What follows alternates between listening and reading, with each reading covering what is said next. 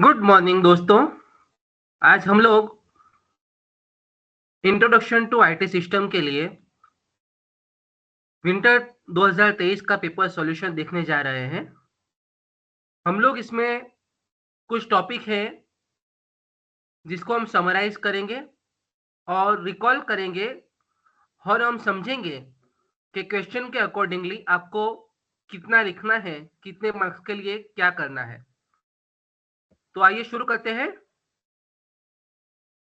Differentiate between information and knowledge. Knowledge और information में क्या फर्क है वो बताइए। 3 मार्क के लिए है दोस्तों। जीटीयू में काफी सालों से ये क्वेश्चन रिपीट हो रहा है, तो ये क्वेश्चन इंपॉर्टेंट है। Information, it is the meaningful representation of data. Information क्या है कि डेटा आपका रो इंफॉर्मेशन होता है। रो एक रो एलिमेंट होता है। किसी भी चीज के लिए अगर आपको नंबर्स दे दिए जाए तो वो डेटा है। अगर वो नंबर के साथ में कुछ कंटेक्स्ट जोड़ दिया जाए तो वो इंफॉर्मेशन है। तो meaningful representation of data is called information. The representation is meaningful for recipient. इसका मतलब इंफॉर्मेशन आप जिसको देने जा रहे हो उसके लिए मीनिंगफुल है। फॉर एग्जाम्पल, मान लीजिए आप अगर कोई कोर्ट का डॉक्यूमेंट है, वो जाके आप डॉक्टर को दे दीजिए, या डॉक्टर का प्रिस्क्रिप्शन है वो जाकर आप लॉयर को दे दीजिए, तो वो रिसिपिएंट के लिए मीनिंगफुल नहीं रहेगा। तो इसका मतलब जब भी डेटा उसको लेने वाले के लिए मीनिंगफुल रहेगा तभी भी उसको इंफॉर्मेशन कहा जाएगा, otherwise it is not information. Convert data into information, data is processed and organized. आपको डेटा को इंफॉर्मेशन में कन्वर्ट करने के लिए आपको डेटा प्रोसेस करना रहता है और ऑर्गेनाइज करना रहता है। नॉलेज के बारे में बात करते हैं। इसको आप इंफॉर्मेशन का अबव लेयर कह सकते हैं। Information combined with experience, context, insight, intuition and interpretation. इसका मतलब आपकी जो इंफॉर्मेशन है, आपकी जो भी इंफॉर्मेशन है वो अनुभव के साथ, एक्सपीरियंस के साथ में, कंटेक्स्ट, संदर्भ, जिसका मतलब रेफरेंस जो होता है। जैसे कि मैं बोलता हूँ 1 2 3 4 5 6 7 8 अप टू 30, तो वो 1 टू 30 नंबर है। बाद में मैं बोलता हूँ कि ये पर्टिकुलर मंथ के डेज है, तो अभी आपको पता चलेगा कि ये इस मंथ के बारे में, इस डेट की बात कर रहे हैं, तो उसको कंटेक्स्ट कहेंगे। इनसाइट, या फिर किसी चीज के लिए पर्टिकुलर डिटेल को प्रोवाइड करना। इंट्यूशन, तर्क जिसे कहेंगे कि आप इंट्यूशन है, आपको पता चल जाएगा डेटा देख के। मैं बोलूंगा कि मंडे ट्यूसडे वेडनेसडे, तो आपको पता चल जाएगा ये डेज के नाम कह रहा है। आपको मैं बोलूंगा जनवरी फरवरी, तो आपको पता चलेगा मंथ के नाम कह रहा है, वो आपका इंट्यूशन है। एंड इंटरप्रिटेशन, इंटरप्रिटेशन का मतलब कि आप किस चीज को कैसे उसका मतलब निकालते हैं, तो उसको इंटरप्रिटेशन, और गुजराती में उसको अर्थघटन कहते हैं। तो information combined with experience, context, insight, intuition and interpretation. Knowledge constitutes an additional semantic level derived from information via process। देखिए, जैसा मैंने बताया, डेटा को प्रोसेस करके आप इंफॉर्मेशन बनाते हैं और इंफॉर्मेशन को आप पर्टिकुलर प्रोसेस करते हैं और उसमें से आप नॉलेज गेन करते हैं। तो इंफॉर्मेशन का हायर वर्जन है नॉलेज। तो ये 3 मार्क के लिए आपके लिए इतना सफिशियंट रहेगा। Explain functions of OS, operating system. दोस्तों, आपने ऑपरेटिंग सिस्टम वाला चैप्टर पढ़ा हुआ है, तो सिर्फ फंक्शन लिखने हैं 4 मार्क में। बहुत बढ़िया क्वेश्चन है 4 मार्क के लिए। Maintain the list of various hardware and software in the system. इसका मतलब आपके पूरी सिस्टम में कितने हार्डवेयर है, क्या सॉफ्टवेयर है, वो सारों का लिस्ट मेंटेन करना। Maintain authorized user list. कई बार हमने कंप्यूटर लैब में देखा है, आप यूजर लॉगिन करते हो तो 2 तरह के लॉगिन होते हैं। एक लैब का ऑफिशियल लॉगिन होता है और दूसरा गेस्ट लॉगिन होता है। तो जो प्रिविलेज, जो एडवांटेज आपको ऑथोराइज यूजर में मिलेंगे वो गेस्ट लॉगिन में नहीं मिलेंगे। तो वो सारा लिस्ट है, वो मेंटेन आपका ओएस करता है। Initiate the execution of program and process. आपकी किसी भी प्रोसेस का, किसी भी प्रोग्राम का उसका एग्जीक्यूशन इनिशिएट करना और उसको फाइनल एंड तक पहुंचाना। Maintain software and hardware usage list, कितना सॉफ्टवेयर क्या यूज कर रहा है। आप अगर सॉफ्टवेयर यूसेज डेटा देखोगे तो कितना वो मेमोरी यूज कर रहा है वो आपको दिखेगा। तो वो भी आपको बताएगा कि कितना सॉफ्टवेयर और कितना हार्डवेयर कहाँ पे यूज हो रहा है। मेंटेन रिसोर्स अलोकेटेड लिस्ट, आपकी कितनी रिसोर्सेज कहाँ अलोकेशन हुए हैं, आपके कितने प्रिंटर कॉन्फ़िगरेशन है, आपके कितने डिफरेंट सेगमेंट है ड्राइव्स में, तो वो सारे लिस्ट यहाँ पे होंगे। शेड्यूलिंग ऑफ रिसोर्सेज, आपके शेड्यूलिंग है वो डिसाइड होंगे, सीपीयू है, सेकेंडरी स्टोरेज है, ये सारे शेड्यूलिंग डिसाइड होंगे। मेंटेन प्रोटेक्शन इंफॉर्मेशन, तो आपकी जो इंफॉर्मेशन है उसका प्रोटेक्शन के को मेंटेन करने का काम करता है। कई बार क्या होता है, कुछ लाइट पावर कट ऑफ हो जाता है, तो उस वक्त यहाँ पे हमको पता है कि आपका पावर कट होने के साथ डेटा कुछ सेव होता है, इंफॉर्मेशन आपकी सेव होती है, और आप जब रिबूट करते हो या वापस सिस्टम को ऑन करते हो, टर्न ऑन करते हो, तब आपको डेटा फेच करने का प्रोविजन रहता है काफी सारी सॉफ्टवेयर में।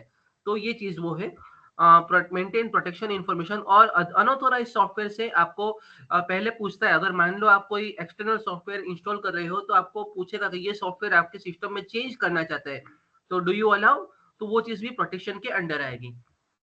तो कीप ट्रैक ऑफ फाइल्स, आपके फाइल का ओपन कब हुई, कब क्लोज हुई, डिलीट कब हुई, ये सारा रिकॉर्ड वहां पे ओएस में मिलेगा। तो और लास्ट वन है keep record of memory usage, आपका मेमोरी यूसेज कितना रहता है। तो दोस्तों 4 मार्क्स से करीबन एक एक अंदाजा ऐसा रहता है कि आप जितने मार्क्स का है उसे डबल पॉइंट्स लिखना चाहिए आपको। तो 4 मार्क्स से 8 points will be sufficient.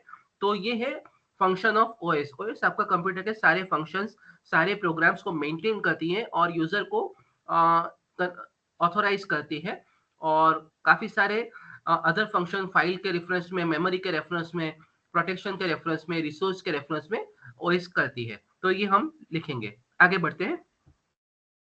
Define universal gate, build basic gates using NAND gate. अभी देखिए यहाँ पे ऐसा बोला गया है कि नेम गेट से आप बेसिक आपका गेट बनाइए। और यूनिवर्सल गेट क्या है, तो यूनिवर्सल गेट वो गेट है जिससे आप किसी भी गेट को कॉन्फ़िगर कर सकते हो, किसी भी गेट को बना सकते हो, तो किसी भी गेट की लॉजिक को डेवलप कर सकते हो, उसको यूनिवर्सल गेट कहा जाएगा। नेंड और नॉर गेट दोनों यूनिवर्सल गेट है। ये नेंड गेट है। एंड गेट को अगर नॉट गेट से जोड़ दिया जाए तो उसको नेंड गेट कहते हैं। तो उसका लॉजिक ये है, क्योंकि हमको नेंड गेट ही पूछा है, हम यहाँ नॉर के बारे में डिस्कस नहीं करेंगे।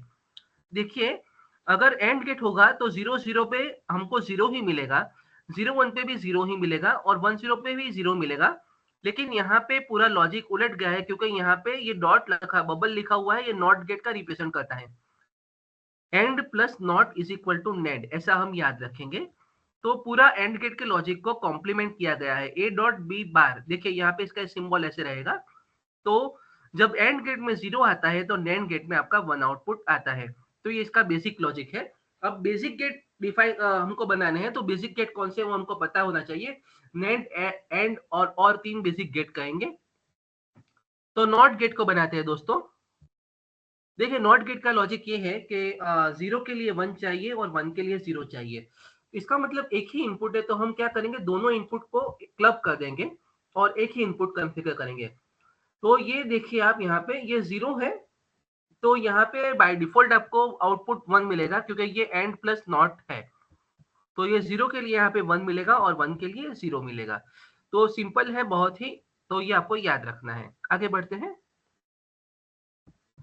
नैंड एस एंड, तो देखिए मैंने आपको पहले बताया कि जो नैंड गेट है एंड गेट का कॉम्प्लीमेंट है, एंड प्लस नॉट। तो अगर नैंड गेट के बाद में मैं और एक नॉट गेट लगा दूंगा तो ये आउटपुट जो दिख रहा है ये कॉम्प्लीमेंट हो जाएगा और मुझे आउटपुट में एंड गेट मिलेगा। देखिए देखते हैं। एंड गेट का लॉजिक हमको पता है, जैसे यहाँ पे 1 1 1 आएगा तो यहाँ पे 0 0 0 पूरा कंसेप्ट यहाँ पे कॉम्प्लीमेंट हो जाएगा। तो नैंड गेट को हम नॉट से जोड़ देंगे, लेकिन नॉट गेट भी हम रिप्रेजेंट करेंगे नैंड गेट की मदद से। देखिए यहाँ पे इनपुट 2 है, एंड गेट है 0 0 0 1 1 0 1 1, और ये हुआ हमारा नैंड गेट। तो ये सारे आउटपुट को मैं नॉट गेट से जोड़ रहा हूँ, तो मुझे आउटपुट जहाँ पे यहाँ 1 मिलता है तो यहाँ 0 मिलेगा, 1 मिलता है 0 मिलेगा, 1 मिलता है 0 और 0 तो 1। इस प्रकार आप यहाँ पे कर सकते हैं। तो ये हुआ हमारा AND logic, NAND plus not is equal to AND. आगे बढ़ते हैं और गेट में। अभी और गेट में थोड़ा सा ट्रिकी है, वो हम देखते हैं। और गेट में क्या होता है, अगर आपका कोई भी एक इनपुट 1 है तो आउटपुट आपको 1 मिलना चाहिए। तो उसके लिए हम इनपुट में कॉम्प्लीमेंट लगेंगे। तो जो दो इनपुट मिल रहे हैं उसको नॉट गेट में बताएंगे और हम आउटपुट देंगे नैंड गेट को, तो हमको और गेट का लॉजिक मिलेगा। देखिए मैंने यहाँ पे ए और बी को दो नॉट गेट दे दिए हैं और दोनों के आउटपुट को मैं दूंगा नैंड गेट में। तो यहाँ पे मुझे ये डिसाइड मिलेगा। आपको सिर्फ रिप्रेजेंट करना है 7 मार्क्स के लिए। बहुत ही बढ़िया क्वेश्चन है। आप सभी को नैंड गेट की मदद से बेसिक गेट और नॉर गेट की मदद से बेसिक गेट आपको याद रखने हैं और समझना है कि यूनिवर्सल गेट क्यों कहा गया है। आगे बढ़ते हैं। Perform the following conversion. तो ये कन्वर्जन है। देखिए आपका अगर आपको वो आता है आगे वाला क्वेश्चन तो आप वही ट्राई कीजिएगा। इसमें गलतियों के चांसेस रहते हैं, लेकिन आप अगर इसने आपने अच्छा किया है ये नंबर कन्वर्जन का तो आप ये कर सकते हैं। ऑक्टल को हेक्साडेसिमल में कन्वर्ट करना है तो आपको उसके लिए दो स्टेप में करना पड़ेगा, ऑक्टल को टू बाइनरी और बाइनरी टू हेक्साडेसिमल। तो आइए शुरू करते हैं। ये हमारा बाइनरी नंबर है। ऑक्टल में आपको पता है कि 3 डिजिट रहते हैं, तो यहाँ पे 3 डिजिट का इक्विवेलेंस लिया गया है। अगर मान लीजिए कि हेक्साडेसिमल है तो वहां पे मैं 4 डिजिट लूंगा, 0000। तो ये ऑक्टल का इक्विवेलेंट और बाइनरी टेबल है। तो हम यहाँ पे मार्क करेंगे कि 1 के लिए ऑक्टल के लिए बाइनरी क्या लगता है। देखिए मैं यहाँ से लेफ्ट राइट साइड से शुरू कर रहा हूँ। 6 नंबर है तो वहां के लिए 110, ये हो गया 110। फिर है यहाँ पे 5 नंबर 101, तो ये हो गया 101।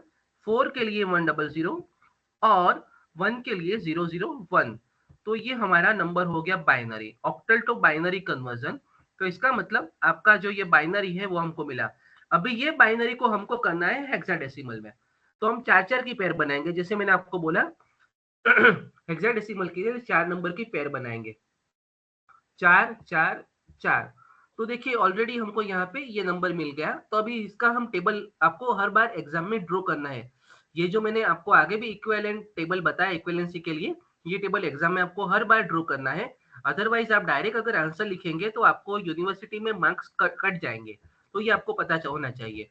तो ये आपको टेबल ड्रॉ करना है। अभी आपको आइडेंटिफाई करना है 1 1। अभी हम राइट से ही आइडेंटिफाई करेंगे 1110।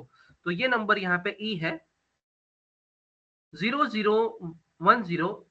तो ये ई मैंने पहले लिख दिया, फिर 0010 के लिए 2 है 2 लिख दिया और 0011 के लिए है 3, तो 32E।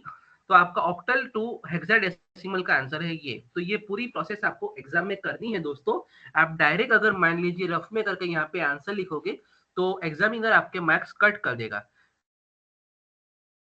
तो आपको डायरेक्ट नहीं लिखना है, अदरवाइज एक इंट्यूशन क्या जाता है कि आपने बाजू वाले में से या आगे पीछे से कहीं से लिख लिया है, इस वजह से मार्क्स कट हो जाते हैं। तो आपको ध्यान रखना है।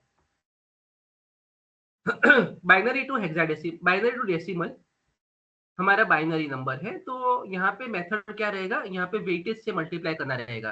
तो मैंने नंबर को अलग अलग कर दिए और यहाँ से देखते हैं हम उसका प्लेस वेटेज देखते हैं। जैसे कि ये अगर हमको यहाँ पे बाइनरी दिया हुआ है तो 2:0, 2:1, 2:2 और 2:3, इस प्रकार यहाँ पे मल्टीप्लाई करेंगे हर नंबर को।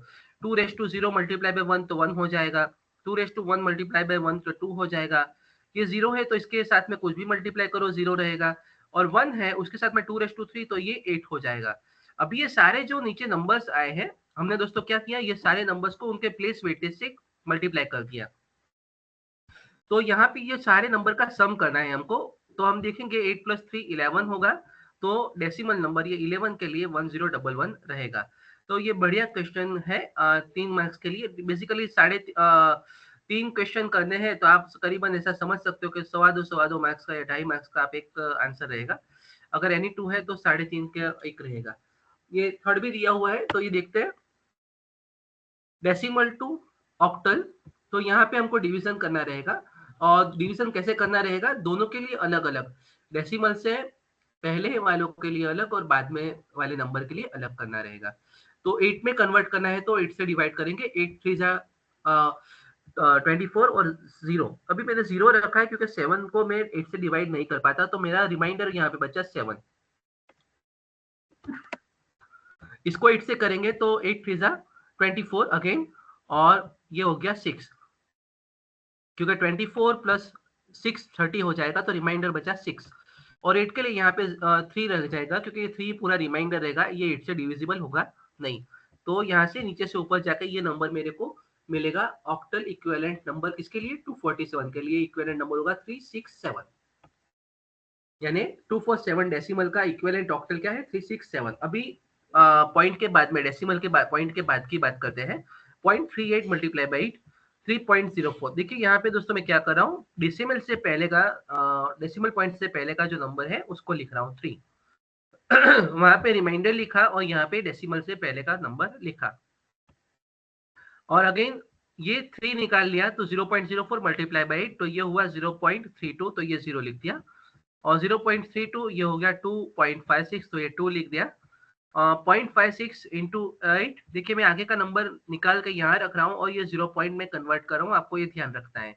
4.48 ये हुआ 4, 0.48 3, तो ये 3 हो गया। अब इससे ज्यादा हमको करने की जरूरत नहीं है, नंबर बहुत ही बड़ा आता है एक्चुअल में, लेकिन हम इतना 3-4 डिजिट करेंगे तो एग्जाम में वैलिड गिनेंगे, और यहाँ से जैसे नीचे से ऊपर गए थे, यहाँ पे ऊपर से नीचे आना है, तो ये नंबर हो जाएगा, पूरा नंबर क्या है 247.38 डेसिमल इक्विवेलेंट टू 367.30243।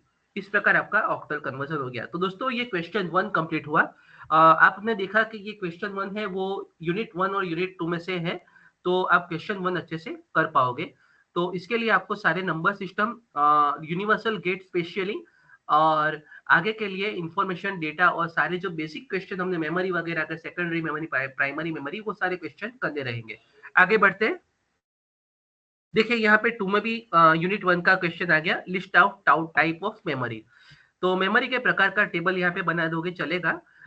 मेमोरी है हमारी 2 प्रकार की होती है, basic primary memory, secondary memory. Primary में हमारी रैंडम एक्सेस मेमोरी और रीड ओनली मेमोरी होती है। आपको पता होगा कि ये मेमोरी को हम लिखना और पढ़ना दोनों कर सकते हैं, और ये मेमोरी को सिर्फ हम रीड कर सकते हैं, रीड ओनली मेमोरी। और सेकेंडरी मेमोरी में हमारी जो मेमोरी हमारी मूवेबल मेमोरी है, जो हम लोग डेटा स्टोरेज के लिए स्पेसिफिकली यूज करते हैं, वो है जैसे कि हार्ड डिस्क है, सीडी है, डीवीडी है, फ्लॉपी डिस्क है। आपने फ्लॉपी डिस्क आपकी जनरेशन ने देखा नहीं होगा, पुरानी जनरेशन है, 90s की जनरेशन ने देखा हुआ है, तो ये फ्लॉपी डिस्क है। तो ये सेकेंडरी मेमोरी है, जैसे आप पेन ड्राइव यूज करते हो डेटा स्टोरेज के लिए, इस प्रकार ये सारी सेकेंडरी मेमोरी होती है। और रैम रोम के भी टाइप है, यहाँ पे मैंने लिस्ट नहीं की है, वो आप रैम रोम वाले सेकंड चैप्टर यूनिट है, फर्स्ट यूनिट में, वो आप डिटेल में यहाँ पे लिख सकते हो, लेकिन बेसिक मेमोरी में 3 मार्क्स के लिए इतना चलेगा। Differentiate kernel mode versus user mode. दोस्तों 4 मार्क्स के लिए डिफरेंस है, और आपको पता होगा कि ये लिनक्स में ये चीज आती है। तो यूजर मोड और कर्नल मोड में हमको डिफरेंस देखना है। Kernel mode is and user mode are two distinct modes of operation in computer system that help manage access to hardware and ensure system stability. दोनों डिफरेंट मोड है, दोनों के features अलग है। और जिसे यूजर मोड नाम से पता चलता है, वो सिर्फ यूजर, जैसे हम लोग मोबाइल के यूजर है, हम लोग मोबाइल में सिस्टम हार्डवेयर में चेंज नहीं कर सकते, तो वो हम लोग यूजर मोड पे ही काम कर सकते हैं। आपने कई बार अगर देखा हो तो प्रोग्रामर मोड का ऑप्शन उसमें आता है, तो वो कुछ आपके हार्डवेयर कॉन्फ़िगरेशन में चेंज कर पाते हैं। लेकिन हम लोग बेसिकली 90% लोग या 95% लोग यूजर मोड में काम करते हैं मोबाइल में। इसी प्रकार ये लिनक्स होता है, यहाँ पे कर्नल मोड, यूजर मोड होता है। तो देखते हैं difference. Highest privilege level, kernel mode क्या है, हाईएस्ट प्रीविलेज लेवल, उसमें सबसे ज्यादा आपको एक्सेस दे गया है, जैसे आपका वीआईपी गेट पास कह लीजिए। Allowing direct access to all system resources, आपके सारे सिस्टम में आप कहीं भी जा सकते हो, इंक्लूडिंग हार्डवेयर, आप हार्डवेयर को भी एक्सेस कर सकते हो, CPU, memory, input output device, सारा आप एक्सेस कर सकते हो कर्नल मोड में। और यूजर मोड लिमिटेड प्रिविलेज है, restricted to access system resources, आप सिस्टम में क्या क्या रिसोर्सेज है वो आपके फिक्स है, वही आप यूज कर सकते हो, और वो आपको एप्लीकेशन में प्रोसेस के लिए इनफ है। अगर हम नॉर्मल यूजर है तो हमारे लिए यूजर मोड सफिशिएंट है।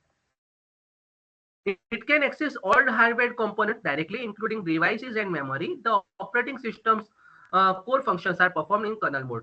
आपके ऑपरेटिंग सिस्टम के कोर फंक्शन भी आप एक्सेस कर सकते हो, हार्डवेयर है सारे, वो एक्सेस कर सकते हो, उसमें आप कुछ कॉन्फ़िगरेशन अगर करना चाहो चेंज, तो वो भी कर सकते हो। और यूजर मोड में क्या होता है, it can't access hardware directly, आपका हार्डवेयर एक्सेस नहीं होता, और हार्डवेयर एक्सेस के लिए आपके ऑपरेटिंग सिस्टम को आपको रिक्वेस्ट करना होता है, तो भी कर्नल मोड उसको हैंडल करेगा। इसका मतलब यूजर मोड के पास कोई एक्सेस, प्रिविलेज एक्सेस नहीं है।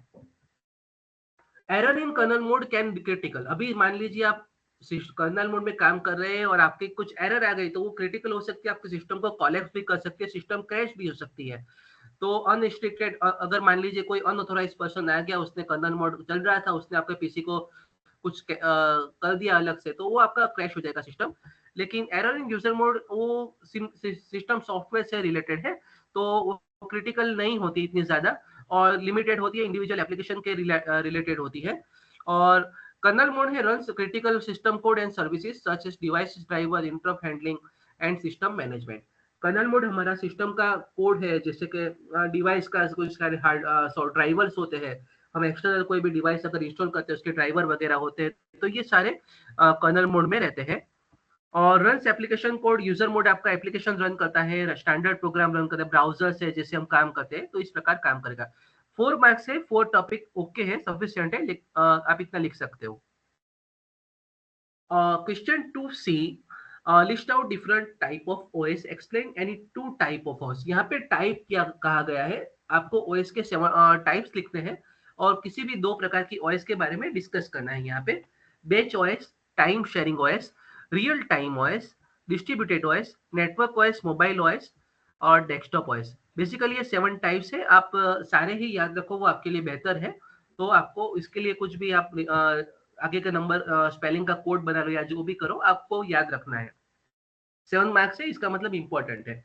ओएस के कितने प्रकार की होती है, और किसी भी 2 को आप एक्सप्लेन करना है आपको, तो देखते हैं।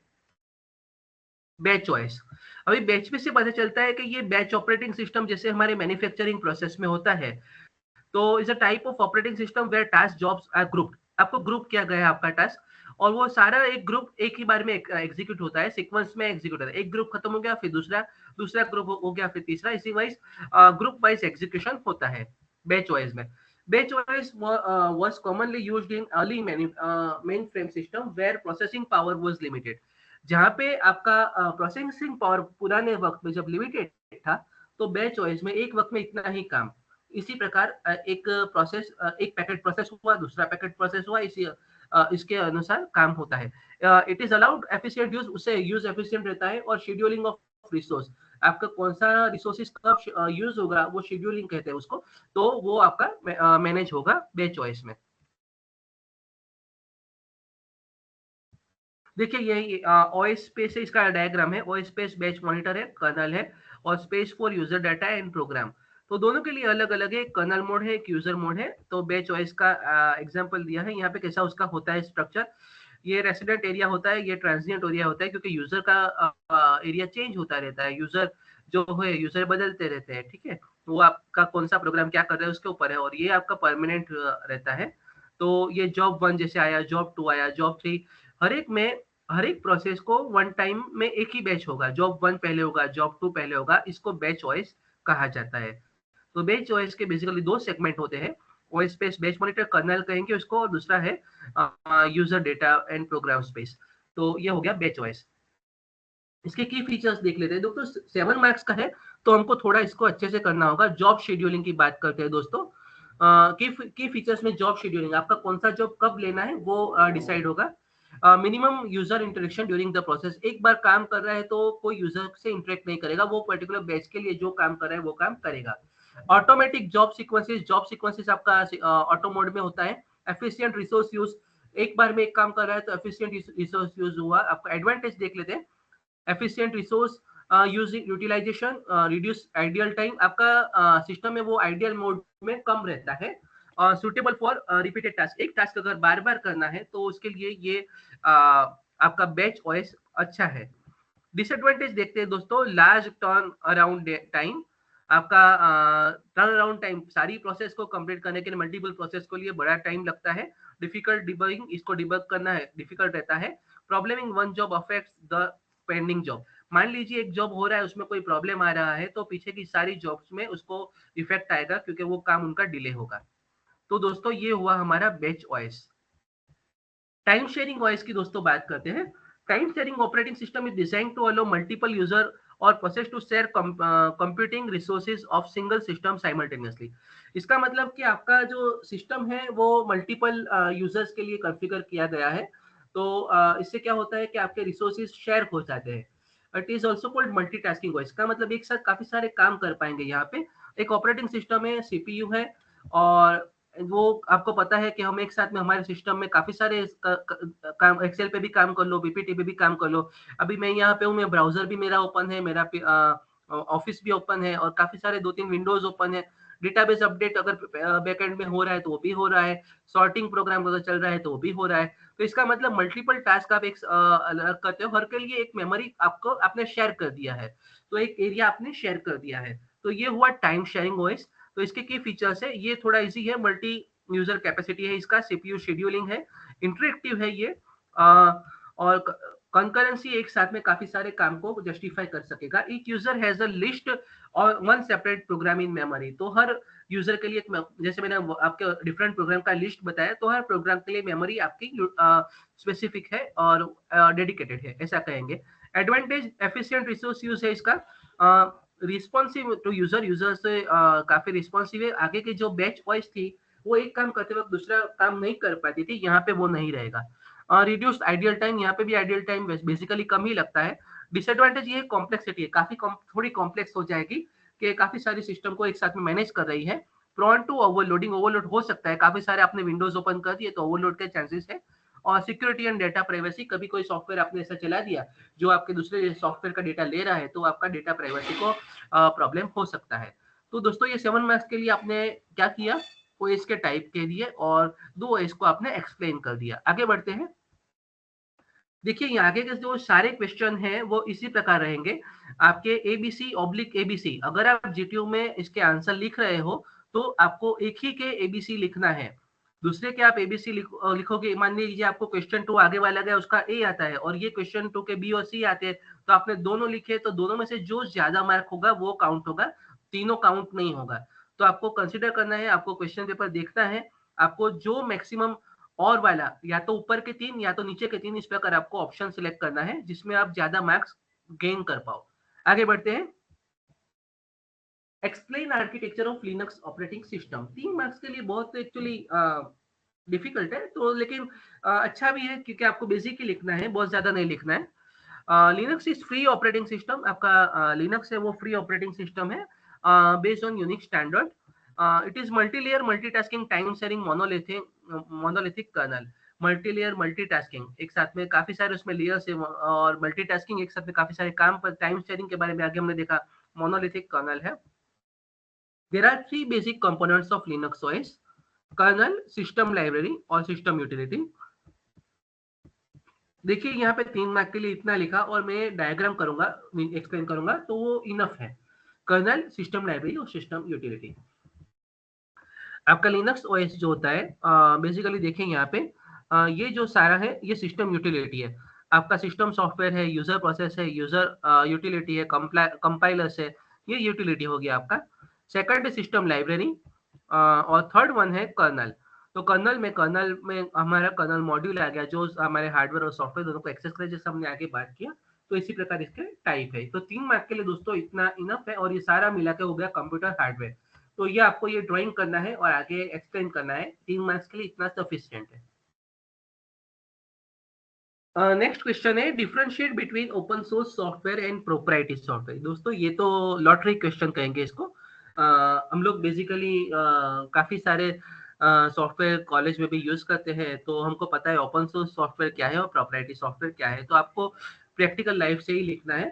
Typically owned by open source होता है कम्युनिटी और organization that encourage collaborative development.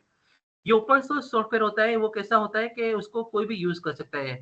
तो वो एक कम्युनिटी भी हो सकती है, कोई ऑर्गेनाइजेशन होता है, वो कोलैबोरेटिव डेवलपमेंट, इसका मतलब आप उसमें कंट्रीब्यूट कर पाते हो। On by single company, proprietary software किसे कहेंगे, जो सिंगल कंपनी ऑन करती है, और इंडिविजुअल जो होते हैं वो उसके राइट्स होल्ड करते हैं। ओपन सोर्स में उसके लाइसेंस जो होते हैं वो जनरल पर्पस लाइसेंस या एमआईटी या patch, permit modification, redistribution and sharing. तो ये एक्चुअली आपका शेयरिंग केस में अलाउ होता है, और जनरल पर्पस लाइसेंस आपको मिल जाता है। लेकिन आपको यहाँ पे लाइसेंस रिस्ट्रिक्ट रहता है प्रॉपर्टी में। आपने अगर आपके लिए लिया तो आप दूसरों के लिए यूज नहीं कर पाते, वो अनऑफिशियल होगा, अनऑथोराइज होगा। तो आपका सिंगल यूजर अगर है, 3 यूजर है, तो आप उसको 4th यूजर में इंस्टॉल नहीं कर पाओगे। अगर चारों सिस्टम साथ में चल रहा है तो आपको मैसेज आ जाएगा कि आपका 4th सिस्टम है वो ऑथोराइज नहीं, वो लगेगा ही नहीं। Resource source code is publicly available. यहाँ पे आपको सोर्स कोड ओपन सोर्स पे पब्लिकली अवेलेबल मिल जाएगा और आप उसको मॉडिफाई भी अपनी तरह से कर सकते हो। लर्निंग भी काफी सारा उसमें से हो सकता है। सोर्स कोड क्लोज है वहाँ पे प्रॉपर्टी में और आप एक्सेस नहीं कर सकते, ऑनर से ही उसको एक्सेस मिलता है। User can modify and customize software to suit their needs. अगर मेरी नीड है तो वो मैं उसको मॉडिफाई कर सकता हूँ। और यूजर कैंट अल्टर सॉफ्टवेयर, आप प्रोप्राइटरी सॉफ्टवेयर में आप अल्टर नहीं कर सकते हो, तो ऑनर है वो मॉडिफाई कर सकता है। कम्युनिटी ड्रिवन है, ओपन सोर्स जैसा मैंने बताया, contributor for volunteers end developer world wide अगर कोई एक्सपर्ट है तो वहां पे वो कंट्रीब्यूट कर पाते हैं। प्रोप्राइटरी सॉफ्टवेयर है वो developed and maintain by company owner और डेडिकेटेड टीम से मैनेज होता है। उसके लिए आपको अगर कुछ प्रॉब्लम है तो आपको वो सॉफ्टवेयर का जो आपकी टीम है, टेक्निकल टीम, उसको अप्रोच करना पड़ता है, वो आपका प्रॉब्लम सॉल्व करेगी।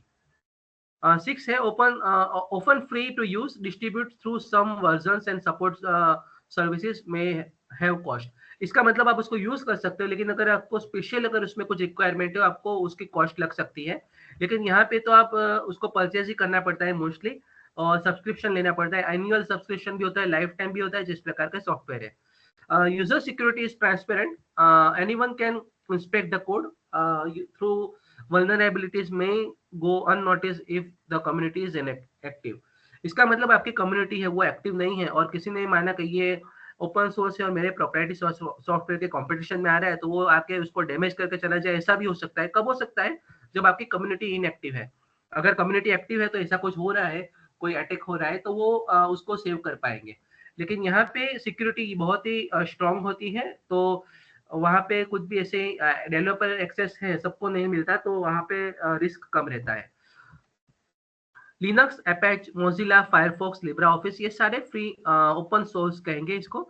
और Microsoft Windows, Adobe Photoshop, Microsoft Office, ये सारे हमारे प्रोप्राइटरी सॉफ्टवेयर है। दोस्तों 7 मार्क्स के लिए 8 पॉइंट सफिशियंट है, 7 पॉइंट ही सफिशियंट है, लेकिन ओके, आपको ये याद रखना है। आगे बढ़ते हैं। क्वेश्चन 3 है, give full form of OSI LLC FTP. 3 marks के लिए लॉटरी क्वेश्चन कहेंगे इसको। OSI open system interconnection, open systems interconnection. LLC logical link control और एफटीपी फाइल ट्रांसफर प्रोटोकॉल। तो ये क्या डिटेल में है, यहाँ पे कुछ लिखना नहीं है, फुल फॉर्म मांगा है तो फुल फॉर्म दे दिया, बात खत्म। आगे बढ़ते हैं। Give advantage and disadvantage of twisted pair cable. देखिए ये 4 मार्क के लिए बढ़िया क्वेश्चन है। आप एडवांटेज डिसएडवांटेज और कंपैरिजन में वैसे भी मास्टर हो। तो एडवांटेज है हाई अवेलेबिलिटी, अवेलेबल है ज्यादा ट्विस्टेड पेयर केबल। लो इंस्टॉलेशन कॉस्ट, इंस्टॉलेशन इजी है। लो मॉडिफिकेशन कॉस्ट, उसका मॉडिफिकेशन कॉस्ट भी लो है। रिड्यूस इलेक्ट्रोमैग्नेटिक इंटरफेरेंस, इसका मतलब आसपास के वेव से कम कम्युनिकेट करता है। और वर्सिटैलिटी, काफी सारी जगह इसको यूज कर सकते हैं। डिसएडवांटेज है लिमिटेड फ्रीक्वेंसी रेंज, कुछ फ्रीक्वेंसी रेंज के लिए ही हम इसको यूज कर पाते हैं। लिमिटेड डिस्टेंस, इसका डिस्टेंस लिमिटेड है। और वल्नरेबिलिटी टू फिजिकल डैमेज, देखिए यहाँ पे इसके वायर से काफी पतले हैं, तो फिजिकल डैमेज हो सकता है। और हायर सिग्नल एटेन्यूएशन, कई बार क्या होता है कुछ सिग्नल यहाँ पे कट भी सकता है, तो वो भी एक चांसेस रहता है। और power loss due to conduction and radiation, तो वो तो ऑलवेज हर केबल में ज्यादातर रहेगा। लॉस ऑफ कंडक्शन और रेडिएशन हमेशा रहता है, तो ये डिसएडवांटेज है। What is modulation, explain analog modulation. ये दोस्तों थोड़ा बढ़िया क्वेश्चन है, आप इसको देखिए एक बार, समझिए, 7 मार्क्स के लिए इंपॉर्टेंट है। Modulation is the process of varying a carrier signal's properties such as amplitude, frequency and phase based on input signal, message signal to transmit information over communication channel. मान लीजिए मुझे यहाँ से 1000 किलोमीटर दूर एक इंफॉर्मेशन सेंड करनी है, तो मुझे उसको ट्रांसमिट करना पड़ेगा। तो उसके लिए मेरे को यहाँ पे कैरियर चाहिएगा। जैसे कि आपको मान लीजिए अहमदाबाद तो सूरत जाना है, तो आपको आपका ट्रांसपोर्टेशन के लिए किसी व्हीकल की जरूरत पड़ेगी। आप बाय कार जाओ, बाय बस जाओ, बाय ट्रेन जाओ। तो इसी प्रकार मुझे सिग्नल अगर भेजना है तो मुझे एक मीडिया चाहिएगा। तो वो प्रोसेस है जो कवर जिसको कहेंगे, तो वो एम्पलीट्यूड, फ्रीक्वेंसी और फेज के बेस पे होता है। तो हम इसको एक कवर में रख के ट्रांसमिट करते हैं, तो उसको मॉड्यूलेशन कहा जाता है। यानी आपको दूर तक इंफॉर्मेशन भेजने के लिए जो प्रोसेस किया जाता है, उसको सिग्नल में जो चेंज किया जाता है, उसको मॉड्यूलेशन कहा जाता है। The following methods are used for analog modulation. आपको एनालॉग पूछा है तो हम एनालॉग की ही बात करेंगे। एम्पलीट्यूड, फ्रीक्वेंसी और फेज। एम्पलीट्यूड किसको कहेंगे? किसी भी वेव की मैक्सिमम पीक को एम्पलीट्यूड कहेंगे। फ्रीक्वेंसी किसको कहेंगे? उसकी एक सेकंड में कितने साइकिल खत्म होते हैं उसको फ्रीक्वेंसी कहेंगे। और फेज है वो चेंज ऑफ मैग्नीट्यूड को हम फेज कहेंगे। तो देखते हैं वन बाय वन, तीनों हम समझेंगे। 7 मार्क का है, हमको जस्टिफाई करना पड़ेगा। ये है एम्पलीट्यूड। देखिए आपका ये है मैसेज सिग्नल। ये सिग्नल आपको भेजना है, ठीक है। और यहाँ पे आपको ये सिग्नल भेजने के लिए कैरियर सिग्नल यूज करना पड़ेगा। जैसे कि आपको लेटर भेजना है तो आपका लेटर है वो एक कवर में जाएगा। इसी प्रकार ये मैसेज जाएगा ये कैरियर में।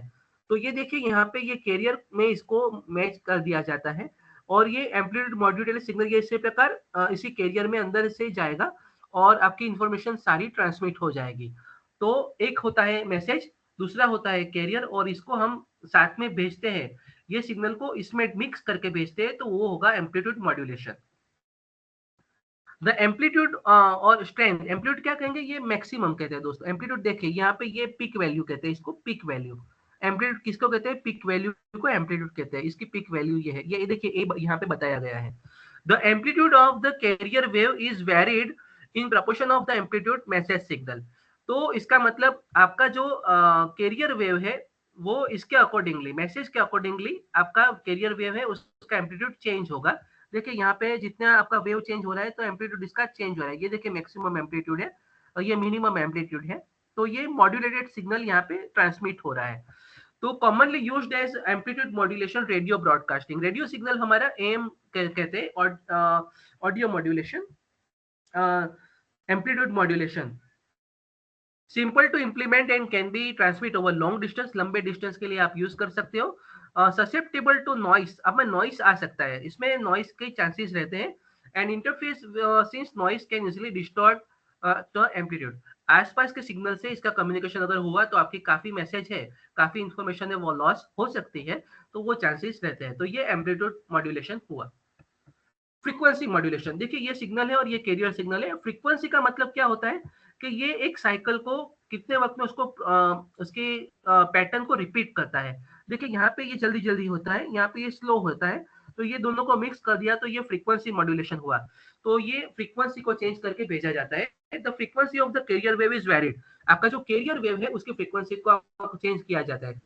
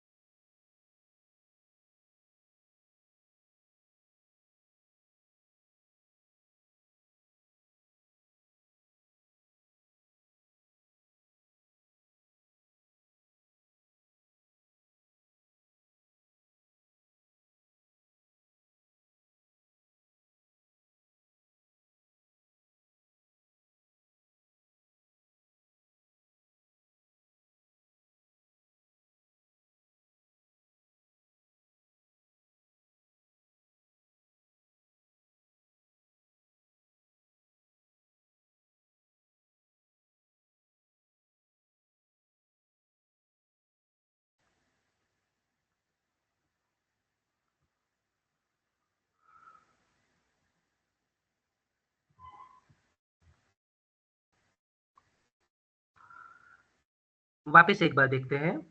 थोड़ा सिग्नल लॉस हो गया था।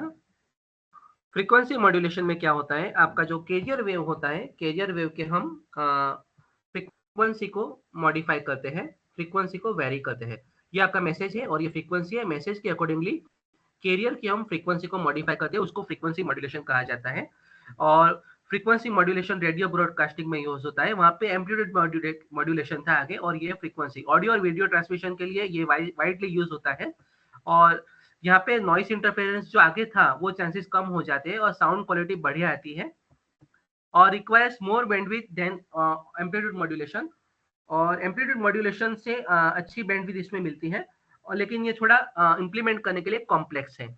आपको ये वेवफॉर्म वगैरह याद रखने हैं और इसका बेसिक फंडा याद रखना है। फेज मॉड्यूलेशन देखिए, हाँ बढ़िया सा वेव चेंज हो रहा है। फेज मैंने बोला ना, कोई भी कैरियर वेव की एम्पलीट्यूड में इसका वैल्यू में चेंज हो रहा है। यहाँ पे देखिए ऊपर है, यहाँ पे पूरा फेज चेंज हो रहा है, नीचे आ गया, ये हो गया, ये फेज कहेंगे इसको। तो इसका मतलब मैसेज के अकॉर्डिंगली कैरियर सिग्नल अपना फेज चेंज करता है, उसको फेज मॉड्यूलेशन कहते हैं। तो फ्रीक्वेंसी और एम्पलीट्यूड दोनों कांस्टेंट रहते हैं, यहाँ पे सिर्फ फेज चेंज होता है। तो रेडियो सिस्टम के लिए यूज होता है, डिजिटल मॉड्यूलेशन स्कीम में यूज होता है। Improve performance of noisy environment, तो फेज मॉड्यूलेशन नॉइजी एनवायरमेंट के लिए एडवाइजेबल है। लेकिन डेफिनेटली जो जितना भी अच्छा है उतना ही कॉम्प्लेक्स है, तो ये ज्यादा कॉम्प्लेक्स रहेगा। तो पहला रहा एम्पलीट्यूड मॉड्यूलेशन, दूसरा फ्रीक्वेंसी मॉड्यूलेशन और थर्ड है हमारा फेज मॉड्यूलेशन। 7 मार्क्स के लिए बड़ा ही अच्छा क्वेश्चन है। आपको डायग्राम ड्रॉ करने, हर बार हर चीज के लिए 3-3 आपको पॉइंट्स लिखते हैं। That's it. आगे बढ़ते हैं दोस्तों, question 3। List out network topology, right advantages and disadvantages of बस टोपोलॉजी। बस टोपोलॉजी के एडवांटेज और डिसएडवांटेज कह दीजिए। तो नेटवर्क टोपोलॉजी में देखिए, मैंने यहाँ पे बस topology, ring topology, star topology, tree topology, mesh topology, और ये हाइब्रिड आपकी बुक में इंग्लिश नहीं है, मैंने यहाँ पे लिख दिया है, लेकिन आप किसी भी दो को मिला लो तो वो हाइब्रिड हो जाएगा। तो ये सारे नेटवर्क टोपोलॉजी है, बस topology, star topology, ring topology, tree topology, mesh topology और हाइब्रिड टोपोलॉजी। तो आपको सिर्फ बस टोपोलॉजी के बारे में एडवांटेज लिखने हैं, easy to setup. Bus topology का देखिए आप यहाँ पे कैसा है, सिंपल है, वन एक लाइन में ही जा रहा है। आप नेटवर्क जैसे हमारी कन्वेंशनल लेबोरेटरी आपका नेटवर्क होता है, ऐसी बात है। कंप्यूटर नेटवर्क जो हमारा bus topology, easy to setup, cost effective रहता है, ideal for small network, small network के लिए अच्छा है, मिनिमम केबल रिक्वायरमेंट कम रहती है यहाँ पे। और डिसएडवांटेज ये रहेगा, स्केलेबिलिटी लिमिटेड है, बहुत लंबा इसको स्केल नहीं कर सकते, नेटवर्क डिस्ट्रप्शन होने का चांसेस है। और डिफिकल्ट टू ट्रबल शूट, कहाँ पे ब्रेक हुआ वो हम पता करना डिफिकल्ट रहता है। और difficult to add new node, आपने न्यू नोड के लिए आपको थोड़ा प्रोसेस करना होता है, थोड़ा उसको मॉडिफाई करना रहेगा। तो ये आपका एडवांटेज और डिसएडवांटेज हो गया। ये 3 मार्क के लिए बड़ा ही अच्छा क्वेश्चन है। 4 मार्क के लिए differentiate serial and parallel transmission. दोस्तों ये हमारे इलेक्ट्रिकल में भी आता है, इलेक्ट्रॉनिक्स में भी आता है और आपका आईटी में भी आता है। सीरियल ट्रांसमिशन होता है, डेटा है एक वन आफ्टर अनदर सेंड होता है, उसको सीरियल ट्रांसमिशन कहेंगे। और पैरेलल के लिए मल्टीपल डेटा एक साथ में जाएंगे तो पैरेलल ट्रांसमिशन कहेंगे। और सीरियल ट्रांसमिशन स्लोअर होता है क्योंकि सीक्वेंशियल प्रोसेस होता है। Parallel transmission compare to serial transmission faster होता है। और सीरियल ट्रांसमिशन होता है वो फ्यूअर वायर चाहेंगे, वायर की नीड कम रहेगी क्योंकि data one by one process होना है। और पैरेलल के लिए वायर की नीड आपकी मल्टीपल हो जाएगी, जितना बिट डेटा इतने वायर्स होगा, 8 बिट में 8 वायर्स, 16 में 16, इसी प्रकार नंबर ऑफ वायर्स बढ़ते जाएंगे पैरेलल में। सीरियल ट्रांसमिशन हमारा होता है लेस एक्सपेंसिव होता है क्योंकि कम वायर यूज होते हैं। और पैरेलल ट्रांसमिशन हमारा मोर एक्सपेंसिव होता है। सीरियल में better suited for long distance communication as it avoids issues like signal degradation and cross talk. Serial transmission हमारा कम्युनिकेशन के लिए अच्छा रहता है क्योंकि क्रॉस टॉक, कई बार हम लोग पहले कॉल जब करते थे तो दूसरे नंबर का भी आवाज आता था, ऐसा लैंडलाइन में होता था, लेकिन मोबाइल में अब ये नहीं रहता। तो पैरेलल ट्रांसमिशन में हर बंदे कम्युनिकेशन क्या रहता है, सिमुलेशन ओनली शॉर्ट डिस्टेंस, यहाँ पे शॉर्ट डिस्टेंस के लिए होता है due to signal degradation and time passing timing issues across wires. तो सीरियल ट्रांसमिशन होता है यहाँ पे क्या है, लॉन्ग डिस्टेंस के लिए अच्छा है। और पैरेलल ट्रांसमिशन में क्या होता है, पैरेलल ट्रांसमिशन में क्रॉस टॉक के भी चांसेस रहेंगे, लेकिन शॉर्ट डिस्टेंस में इट इज ओके। तो सीरियल पैरेलल 4 मार्क्स के लिए बढ़िया क्वेश्चन है, बहुत डिफिकल्ट नहीं है, आप लोग अपने लॉजिक से भी इसको समझ के लिख पाओगे। एक्सप्लेन ट्रांसमिशन मोड, ये थोड़ा अच्छा क्वेश्चन है 7 मार्क्स के लिए। There are 3 transmission mode, telecommunication और networking, simplex, half duplex, full duplex. तो सिंप्लेक्स का मतलब एक सेंडर है और एक ट्रांसमीटर है, एक रिसीवर है, तो उसको सिंप्लेक्स कहा जाएगा। Data flows only in one direction, यहाँ पे एक तरफ से, जैसे अभी मैं बोल रहा हूँ और आप सुन रहे हो, ये सिंप्लेक्स है। तो ये हमारा हो गया simplex transmission. No reverse communication, अभी आप उससे इस वक्त बात नहीं कर पाते, तो ये रिवर्स कम्युनिकेशन नहीं है। एग्जाम्पल वुड की कीबोर्ड सेंडिंग इनपुट, मैं अभी कीबोर्ड को कमांड दे रहा हूँ तो ये स्लाइड घूम रही है, चेंज हो रही है, तो ये हो गया simplex. This mode is used only one way communication, जहां पे सफिशिएंट वन वे कम्युनिकेशन है, जैसे अभी हो रहा है, it is okay. Half duplex में क्या होता है कि एक बार डेटा सेंड होगा, एक बार रिसीव होगा, जैसे इस प्रकार, एक बार सेंड हुआ, एक बार रिसीव हुआ, एक बार सेंड हुआ, एक बार रिसीव हुआ। तो ये दोनों ऑप्शन हो सकते हैं। Data flow in both direction simultaneously नहीं होता, लेकिन और device turns to send and receive information, device take turns, एक पहली बार ये सेंडर ट्रांसमीटर होगा, दूसरी बार ये ट्रांसमीटर होगा, और ये बार पहली बार अगर ये रिसीवर है तो दूसरी बार ये रिसीवर होगा। तो दोनों रोल स्विच ओवर होते हैं। और वॉकी टॉकीज हम कह सकते हैं, उसको हाफ डुप्लेक्स कहेंगे। फुल डुप्लेक्स में दोनों ट्रांसमिशन साथ में हो सकते हैं, जैसे हम लोग क्लासरूम कम्युनिकेशन करते हैं या ग्रुप डिस्कशन कह लीजिए, तो वो फुल डुप्लेक्स हुआ। तो मोस्ट एफिशिएंट कम्युनिकेशन है, और वहां पे दोनों एक साथ में ट्रांसमीटर और रिसीवर हो सकते हैं। तो टेलीफोन कॉल हम होता है तो उसको हम फुल डुप्लेक्स कहेंगे। तो दोस्तों हमने 3 क्वेश्चन कंप्लीट किए, जिसका मतलब हमारे 42 मार्क्स का यहाँ पे कंप्लीट हुआ। तो आपको ये 42 मार्क्स आपके जीटीयू के लिए बहुत ही इंपॉर्टेंट है। आगे बढ़ते हैं। Draw cross over ethernet cable, देखिए ड्रो करना है सिर्फ 3 मार्क के लिए, बढ़िया क्वेश्चन है। देखिए यहाँ पे दो तरह के होते हैं, 568A है क्रॉस वायरिंग। तो ये देखिए यहाँ पे ये जो आप देख लीजिए यहाँ पे सीक्वेंस चेंज है, 1 2 3 है तो 1 2 3 यहाँ पे, लेकिन पैटर्न चेंज हो रहा है। ये थर्ड है, ये फर्स्ट हो रहा है, सेकंड है वो थर्ड हो रहा है, और ये आपका फर्स्ट है, थर्ड है, यहाँ पे फर्स्ट हो रहा है। ठीक है, और सारे यहाँ पे आपको टर्मिनल्स याद रखने हैं, आप अपनी तरह से इसको याद रख लीजिए। और ये देखिए ये 568A है, और देखिए यहाँ पे क्रॉस ओवर हो गया। यहाँ पे आप देखिए यहाँ पे थोड़ा सा चेंज दिखेगा आपको, ये 568B है, 568B है। तो यहाँ पे भी आप देखिए ये इसकी और इसकी दोनों की पैटर्न अलग है। यहाँ पे 1 है, वो थर्ड है, सेकंड है। तो ये आप इसको कलर कोडिंग से आप ट्रेस कीजिएगा। यहाँ पे 1 का 3 हो रहा है, ठीक है, यहाँ पे 2 का 6 हो रहा है, ठीक है। लेकिन वहाँ पे आपका ये देखिए कलर का डिफरेंस है, यहाँ पे सीक्वेंस का चेंज हो जाता है। देखिए आपका नेटवर्क केबल है, देखिए यहाँ पे मान लीजिए ये केबल यहाँ से गया, तो आप देखिए ये कंटिन्यू है, लेकिन आपको रिसीवर पे यहाँ पे 58B होगा तो सीक्वेंस इस प्रकार मिलेगा, और अगर ए टाइप का है 56A टाइप का तो इस प्रकार मिलेगा। तो ये क्रॉसओवर का दोनों डायग्राम आपको ड्रॉ करना है, और आपको पेंसिल से आप उसको शेड करके आप डिफाइन कर सकते हैं पैटर्न। लेकिन आप देख लीजिए ये जो पैटर्न यहाँ है, ये इनपुट है, इसके लिए आउटपुट है। ये देखिए यहाँ पे इनपुट है, यही पैटर्न, ये इसके लिए इनपुट है बी के लिए, और आउटपुट यहाँ पे चेंज हो जाता है। देखिए ये जो इनपुट है 1 2 3 4 5 6 7 8, ये और ये सीक्वेंस यहाँ पे अलग है, आप इसको देख लीजिए, ठीक है। तो आपको ये डायग्राम ड्रॉ करना है, ड्रॉ करना है, एक्सप्लेन नहीं करना है, तो हम उसके बारे में यहाँ पे डिस्कस नहीं करेंगे। The wiring on one and cable cross over, एक एंड का केबल दूसरे एंड से क्रॉस ओवर होता है। For example and one and might follow 36 T 568A, एक एंड 568A हो सकता है, अदर होता है वो 568B हो सकता है। ये 568A है ये पैटर्न, और ये पैटर्न है 568B। तो इसको क्रॉस ओवर केबल कहा जाता है। तो ये दो पैटर्न आप ए और बी याद रख लीजिएगा, और इसको ड्रॉ करके आप प्रैक्टिस करिएगा, अदर उसमें हम लोग कुछ नहीं कर पाएंगे। आगे बढ़ते हैं। IP4 और IP6 दोस्तों, वैसे तो 4 मार्क्स में 4 पॉइंट्स है। यहाँ पे कुछ हम आपको समझ में आए तो वो 1-2 पॉइंट अगर आप मिस करते हो तो कोई दिक्कत नहीं है, लेकिन समझने का हम प्रयास करेंगे। IP4 है uses 32-bit address and allowing approximately 4.3 billion unique address, 2:32 हमारे एड्रेस यूनिक एड्रेस हो सकता है IP4 में। और यहाँ पे देखिए ये 32 बिट है, ये 128 बिट है एड्रेस।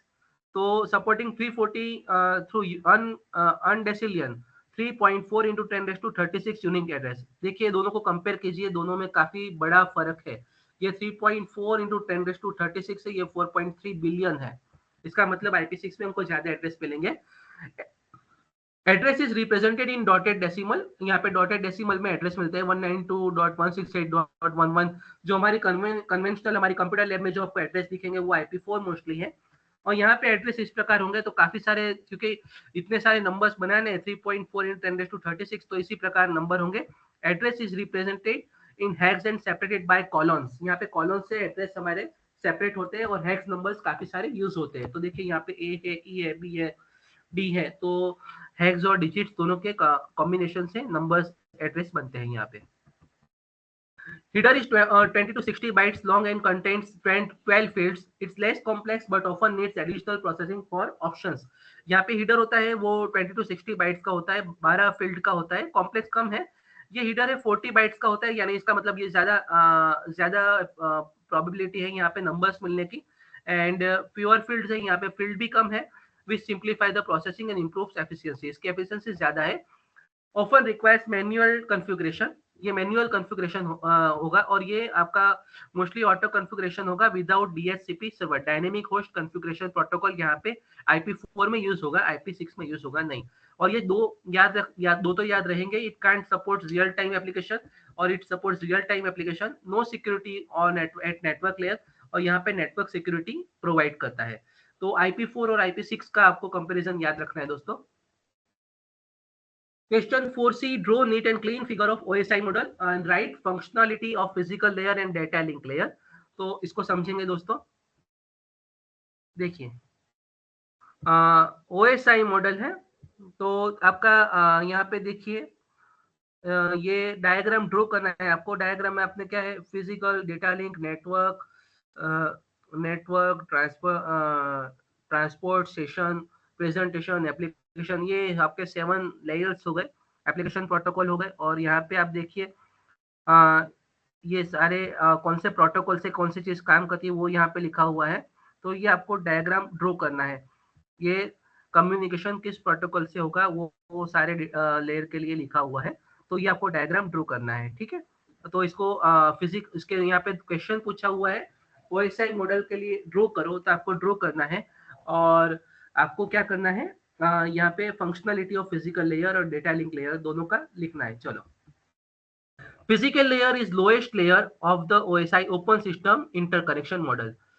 देखिए फिजिकल लेयर, आप यहाँ पे देखिए फिजिकल लेयर लोएस्ट लेयर है। ये लेयर अपर जितना हो रहा है इतना उसका प्रोटोकॉल चेंज हो रहा है। और ये देखिए ट्रांसपोर्ट सेशन है, प्रेजेंटेशन है, एप्लीकेशन प्रोटोकॉल है। तो लोएस्ट लेयर फिजिकल लेयर है। लोएस्ट 2 लेयर के यहाँ बारे में यहाँ पर हम बात कर रहे हैं। तो लोएस्ट लेयर है ओपन सिस्टम इंटरकनेक्शन के लिए। It is responsible for physical connection between devices, managing the transmission of raw binary data over communication medium. The layer converts digital bits into electrical, radio, no और optical signals। ये हमारा physical connection के लिए होता है और क्या करता है, इलेक्ट्रिकल, रेडियो और सिग्नल ट्रांसमिट करता है। It defines the hardware components involved in data transmission including cable, switches और इंटरफेस कार्ड्स। ये सारे कार्ड्स के लिए, हार्डवेयर कंपोनेंट्स के लिए, इंटरकनेक्शन के लिए काम करता है। फिजिकल चीज है, ठीक है। तो फिजिकल लेयर इस प्रकार है। It specifies physical aspect like voltage level, time of voltage change, data rate change, physical layout of network devices। Data link के लिए कहते हैं, data link layer is second layer OSI model. It ensure reliable data transfer across the physical link by structuring into frames। ये क्या करता है कि data transfer ensure करता है फिजिकल लेयर के बीच में। It manage error detection and correction, ensure data integrity. आपका डेटा है उसकी इंटीग्रिटी आपकी यूनिक रहे, इस वजह से इसके लिए ये हेल्पफुल है। और एरर डिटेक्शन करता है और एरर को करेक्ट भी करता है data link layer. It provides media access control address for device identification, local network, facilitating proper delivery of frames between devices. आपकी प्रॉपर एक विंडो के बीच में डेटा ट्रांसमिट हो, उसके लिए ये मीडिया एक्सेस कंट्रोल प्रोवाइड करता है। It also controls flow of data, prevent congestion. आपके डेटा के लिए कहीं पे ट्रैफिक जाम ना हो जाए, कंजेशन जिसे कहेंगे, तो उसके लिए काम करता है। तो ये डेटा लिंक लेयर हो गया और फिजिकल लेयर हो गया। सारे लेयर आप एक बार स्टडी कर लीजिएगा, वो इंपॉर्टेंट है। अगर पूछ लिए दूसरे लेयर तो आपको दिक्कत आएगा। क्वेश्चन 4 की दोस्तों बात करेंगे। क्वेश्चन 4B और अभी 3 क्वेश्चन ही बाकी है। Time division multiplexing. Multiplexing concept है, 3 मार्क के लिए अच्छा है। तो देखिए यहाँ पे एक डायग्राम दिया हुआ है। तो मक्स है और डीमक्स है। मक्स है इसका मतलब आपके मल्टीपल इनपुट है, उसका एक नंबर अगर आपको आउटपुट मिला, मान लीजिए मेरा 8 बिट है 01001000100, तो वो 8 नंबर हुआ, लेकिन उसको मैं कंबाइंडली 1 नंबर का, वो मल्टीप्लेक्सर का काम हुआ। इसका मतलब मल्टीपल टर्मिनल्स को अगर मैं एक को मिला के एक आउटपुट भेजूं तो वो मल्टीप्लेक्सर का काम हुआ। और एक इनपुट से अगर 8 डिफरेंट आउटपुट मुझे मिल जाए तो वो डीमल्टीप्लेक्सर हुआ। आपको पहले इतना समझना होगा, मल्टीप्लेक्सर और डीमल्टीप्लेक्सर। यहाँ से देखिए ये डेटा को एक सिंगल चैनल में यहाँ पे ट्रांसमिट किया गया और यहाँ से वापस उसको ये डिफरेंट फॉर्म में बाहर लाया गया। देखिए यहाँ पे 4 1 2 3 4 1 2 3 4 1 2 3 4 इसी प्रकार है। तो ये जो सारे, और ये मान लीजिए सिंगल चैनल है तो ये डेल्टा मक्स हुआ, मल्टीप्लेक्स हुआ, और आगे जाके डेटा डीमल्टीप्लेक्स हुआ। Time division multiplexing is a technique used in telecommunication and data communication to allow multiple signals to share some transmission medium like single cable and or frequency channel. इसका मतलब एक channel है, एक आपका मीडिया है, उसके different zone को utilise करने के लिए अगर शेयर कर रहा है, चार डिफरेंट सिग्नल है एक केबल को शेयर कर रहे हैं, तो उसको हम क्या कहेंगे, टाइम डिवीजन मल्टीप्लेक्सिंग। ठीक है, मैंने कहा मल्टीपल डेटा को एक लिंक थ्रू भेजना, एक कम्युनिकेशन थ्रू अगर भेज रहे हैं तो उसको मल्टीप्लेक्सिंग कहेंगे। TDM divides available transmission time into separate sequential time slot. ये टीडीएम जो होता है, टाइम डिवीजन मल्टीप्लेक्सिंग, ये क्या करता है, आपके सिग्नल को टाइम स्लॉट में डिवाइड कर देता है और डेडिकेटेड टू डिफरेंट और सिंगल यूजर। अगर मान लीजिए यहाँ पे सिंगल यूजर है तो सिंगल यूजर का आउटपुट मिलेगा, डिफरेंट यूजर है तो आप डिफरेंट यूजर का आपको टाइम स्केल के हिसाब से आउटपुट मिल जाएगा। इस signal gets unique time slot. हर सिग्नल, मान लीजिए 4 सिग्नल को मुझे भेजने हैं तो चारों के लिए डिफरेंट स्लॉट होगा और each timing transmission cycle.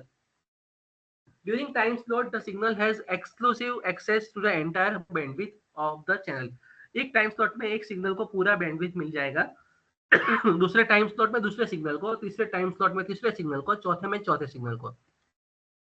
Signals are transmitted sequentially, एक के बाद एक सिग्नल ट्रांसमिट होगा, वन आफ्टर अनदर, एक के बाद एक अनदर ट्रांसमिट होगा। चैनल एक ही है लेकिन मुझे 4 सिग्नल ट्रांसमिट करने हैं and getting repeated access after regular interval.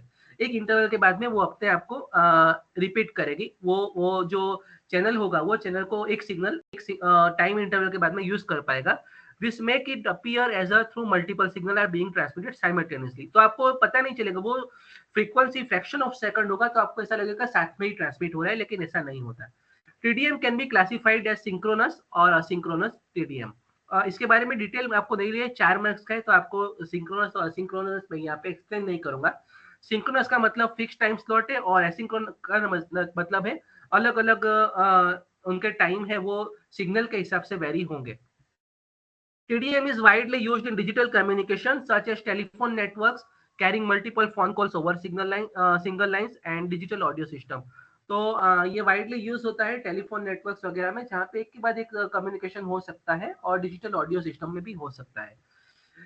Next question है list out networking devices and explain anyone. दोस्तों अभी अब जो दो लास्ट वाले क्वेश्चन है काफी इजी है, रूटीन में भी आप यूज करते हो। Router, hub, switch, bridge, gateway, repeater, modem, wireless access point, तो ये सारे आपके नेटवर्किंग डिवाइसेस है, आपको सारे नाम पता है, मेजर नाम आपको पता है। हम राउटर के बारे में बात करेंगे।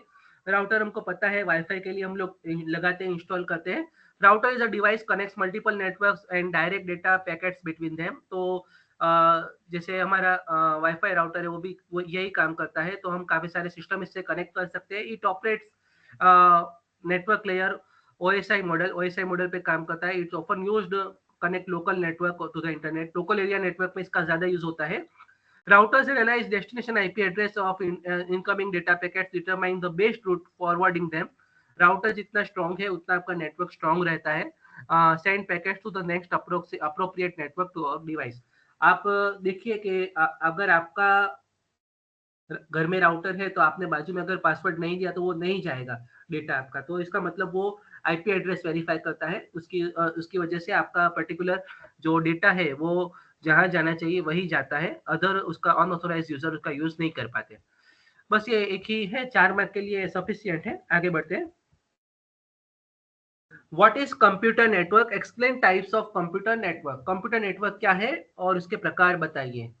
A computer network is a system connects multiple computers and other devices, share resources such as files, printers, internet access. एक कंप्यूटर नेटवर्क है वो क्या है, तो आपके रिसोर्सेज है जो सारे शेयर सारों से बनता है। प्रिंटर ले लो, अदर हार्डवेयर ले लो या आपके पेरिफेरल्स ले लो, तो वो सारे इंटरनेट से शेयर करते हैं, उसको नेटवर्क कहेंगे। हमारी कंप्यूटर लैब को हम कंप्यूटर नेटवर्क कहेंगे। This connection enables device communicate exchange data supporting collaborative work centralised data management. The types of network, ये क्या करते हैं, ये कोलैबोरेशन में काम करते हैं। आपका अगर मान लीजिए कंप्यूटर लैब का एक सर्वर है तो सारा डेटा सर्वर में रहेगा, सर्वर को सारे कंप्यूटर्स की एक्सेस रहेगी। आप एक कंप्यूटर से दूसरे कंप्यूटर से तक फाइल शेयर कर पाते हैं, तो वो सारे कंप्यूटर नेटवर्क में पॉसिबल है। तो local area network, metropolitan area network और वाइड एरिया नेटवर्क। दोस्तों तीनों में थोड़ा-थोड़ा सा एरिया का डिफरेंस है, लेकिन हम एक डायग्राम से समझेंगे। लोकल एरिया नेटवर्क, इसको मान लीजिए मैं कह रहा हूँ कंप्यूटर लैब। हमारा कंप्यूटर लैब है तो वो क्या है, तो वो एक लोकल एरिया नेटवर्क है। It is a network connects multiple computers with in limited area like single building, office और कैंपस। मान लीजिए एक ऑफिस है, वो ऑफिस में मान लीजिए 50 टर्मिनल्स है, तो 50 टर्मिनल्स में एक सर्वर होगा और वो सारे लोकल एरिया नेटवर्क के अंडर आएगा। LAN offers high speed data transfer often managed by single organization। Single और आपका ऑर्गेनाइजेशन है, पूरे ऑर्गेनाइजेशन में कहीं भी आप डेटा शेयर कर सकते हो लोकल एरिया नेटवर्क में। ऑफिस नेटवर्क, होम नेटवर्क, आपका कॉलेज कंप्यूटर लैब, वो भी आप कह सकते हैं। मेट्रोपॉलिटन एरिया नेटवर्क, तो दोस्तों ये यहाँ पे देखिए ऑफिस बिल्डिंग है, रेसिडेंशियल है, गवर्नमेंट है, तो ये थोड़ा एरिया वास्ट हो गया, ये आप कह सकते हो, इसको आप सिटी एरिया कह सकते हो। It covers larger geographical area than local area network, usually between city, within a city. आपकी एक सिटी कह लीजिए, जैसे पालनपुर का एक लैन नेटवर्क कह लीजिए, तो वो मेट्रोपॉलिटन एरिया नेटवर्क कहेंगे। It connects multiple LAN within region and often used by city government और कॉर्पोरेट्स। जैसे कि फॉर एग्जांपल हमारे गवर्नमेंट ऑफिस में एक केबल होता है G1, तो वो सारे गवर्नमेंट ऑफिस उससे कनेक्टेड है और उसका सिंगल वहाँ पे पॉइंट रहेगा, सिंगल कनेक्शन पॉइंट रहेगा। तो सिटी वाईफाई या वाइड वाईफाई नेटवर्क को भी हम मेट्रोपॉलिटन एरिया नेटवर्क कहेंगे। वाइड एरिया नेटवर्क ये बहुत ही बड़ा है, ये आपके मल्टीपल सिटीज को या कह लीजिए कि एक बड़े रीजन को कनेक्ट करता है, तो ये वाइड एरिया नेटवर्क हो जाए। मैं इसका एक सिंपल एग्जांपल आपको दूंगा कि पूरे इंडिया का जो पावर सिस्टम नेटवर्क है वो वाइड एरिया नेटवर्क है, क्योंकि वो ज्योग्राफिकली तो स्प्रेड है ही। मान लीजिए पूरे इंडिया की पावर सिस्टम कह लीजिए, तो कहाँ कितना लोड है वो पूरा एक जगह से ऑब्जर्व होता है, कौन कितना पावर कंज्यूम कर रहा है, कितना स्टेट में कितना पावर जनरेशन है, वो सारा डेटा है वाइड एरिया नेटवर्क से कनेक्टेड है, ये आपको पता होना चाहिए। तो large geography area across country और कॉन्टिनेंटल्स में भी हो सकता है, दे आर कॉन्टिनेंट्स में भी हो सकता है। They are typically form by connecting LAN and man.